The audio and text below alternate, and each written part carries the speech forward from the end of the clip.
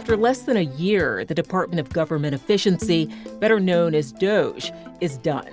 The controversial cost-cutting initiative was initially led by the equally controversial tech billionaire Elon Musk. Did DOGE succeed in what it set out to do? Hello and welcome to USA Today's The Excerpt. I'm Dana Taylor. While much has been made of the steep cuts in the number of federal employees, there was also what Musk called a mandate from President Donald Trump to, quote, delete the mountain, end quote, of government regulations and remake the government with AI. Here to dive into all things DOGE is USA Today politics reporter Kathryn Palmer. It's good to have you back, Kathryn. Thanks so much for having me. Well, I asked if DOGE succeeded in what it set out to do, but before we get to that, can you give me an idea of the scope of what President Trump tasked the Department of Government Efficiency with doing? Kind of stepping back, rewinding all the way to 2024, this agency and this effort was really born out of this bromance between Trump and tech billionaire Elon Musk. If we recall, the pair used to be very tight. Musk was one of Trump's biggest campaign bankrollers. He often appeared in some campaign events with him. And in this closening relationship between the two, you could see that there was this connection that they shared over a complaint, which has been common among MAGA and with Republicans, that the federal government is too large, it's too bloated, it is inefficient. So last year, as the pair are getting closer, they're finding commonalities. Musk is, sidling up more to the campaign. You see the pair are tossing back this idea of this agency. And even the name itself is very Musk coded. Doge, after the meme cryptocurrency coin, Dogecoin. So this agency was created day one of Trump's time back in office in January. It was an executive order, and what it essentially did is it codified and organized this effort that the pair were talking about and really agreeing on to slash government waste. And in this executive order, it said this body, this agency, which was created by refashioning an executive agency that already existed, was to eliminate, quote, waste, bloat, and insularity in the federal bureaucracy.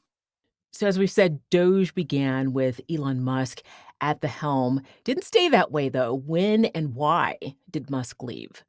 Yeah. So one of the things to note is this agency, when it was created in January, it was very ambitious. In this charter that Trump signed, it was supposed to be an 18-month agenda. But if we can think back to what the headlines were, what the main conversations were, January, February, March of 2024, a lot of it was DOGE.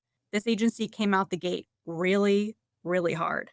DOGE began with Elon Musk at the helm. Musk was the brains behind the whole thing. He really owned DOGE and became nearly synonymous with the agency itself before even it was created, before it was an executive agency. Elon Musk was everywhere, and he was visible, and he was loud. And that started to backfire on him. His presence started to really grate some other administration officials. And this really culminated in a dramatic falling out between Musk and the president. And this was over Trump's massive tax and spending bill, the big, beautiful bill, as it was called for many months. Musk took great, almost offense by this. He complained quite loudly that he thought it was irresponsible, that it was adding to the federal deficit, and he found that to be hypocritical and at odds with this agency that he was running, that he had created alongside Trump. And here comes this signature tax bill. And Musk just slammed this bill continuously, and it led to a falling out between Trump and Musk. And by the end of May, Musk was on his way out. It was an 18-month mandate, and here we are it's not summer of 2026, and DOGE is effectively done. The agency at times ran roughshod over those who attempted to stand in its way. What happened there? How did DOGE deal with the opposition? It seemed like every single week there was announcement of new layoffs, new buyouts, new alleged thousands, millions of dollars saved by cutting government contracts, new actions by this agency that was just created. So DOGE really came out the gate hard and fast. And pretty much almost immediately, there was massive legal pushback. And in several of these cases, federal judges ruled there was executive overstep, that some of these things that DOGE was doing really dove into the territory of Congress. There were massive protests and a ton of public outcry, especially among the thousands of government workers whose careers and livelihoods were completely upended. So, yes, DOGE terminated tens of thousands of federal workers, but then we also saw that some were asked to return. Yeah. February, March, and April, the administration went on a firing and layoff spree. It was just deluged at one point of announcements of different federal agencies that were seeing complete slashes in their workforce. Some agencies that essentially just ceased to exist after these announcements by DOGE. And yes, like you said, tens of thousands of people, and that's not to be understated, working across the government lost their jobs and forced to exit early. It was kind of havoc, especially in places where there are these HQs of various government agencies. And buyouts were offered right out the gate to all 2.3 million federal employees. DOGE came online and 2.3 million people were told, hey, maybe you should consider leaving. And these agencies are still trying to settle after all this. And as you said, it ended up backfiring on them. They kind of took the slash and burn approach and said, We're going to offer all these buyouts." But then a couple months later, we're talking late summer, early fall, you had several of these agencies say, hey, actually, we're way too understaffed now. Like we can't deliver on some of our core principles, on some of our core mechanisms. And these are for agencies that impact our daily lives very, very deeply. We're talking about the IRS, Social Security Administration, National Park Service. It was really big and destabilizing, and it ended up being too much for several of these agencies to handle. So right around September, there was an ask from some of these agencies, "Hey, can you guys actually come back? I know we laid you off slash offered you buyouts, but we can't do this. We need more folks." So that's just a bit of another element of embarrassment to DOGE's very wide and ambitious promises and really aggressive actions earlier in the year, only a couple months later to the situation where we're at now, in which you have several agencies trying to claw back some of these employees in order to just keep running efficiently. You have Musk essentially gone from the White House, and you have DOGE now with this latest announcement, not a centralized agency, not anything like it was when it was created earlier in the year. Was DOGE successful in slashing the federal budget with that specific part of its mandate? I know there were questions about bookkeeping and what happened there. Did they come close to meeting the goals they laid out? In a word, no, they did not. When DOGE first came online, either officially or when Musk and Trump were basically telling everyone, hey, we're going to follow through with this campaign promise.